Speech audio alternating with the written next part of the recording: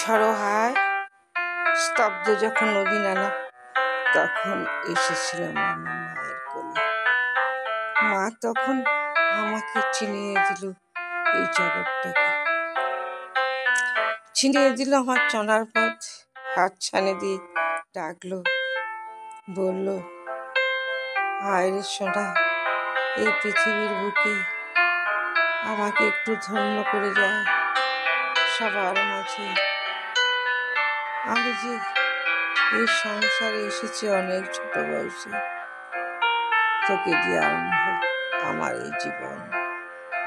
আমি তো সবার দায়িত্ব নিতে নিতে আজ জীবনের শেষ প্রান্তে এসে পৌঁছেছি। জানি না কেমন করে এই জীবন চালিয়ে নেব, তবু যেন হাসি মুখটা সবাইকে, দরদ সবার প্রতি কর্তব্য, এমনি করে চলে দিন। বোঝাই যায় না তার ভিতরে ভিতরে সে তার অন্তিম যাত্রার জন্য তৈরি হয়েছে। সারাদিন কথা বলল সবার সঙ্গে, শেষ রাত্রি 12টা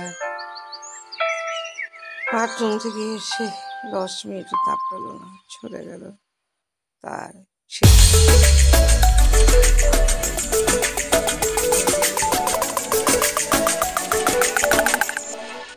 জানি না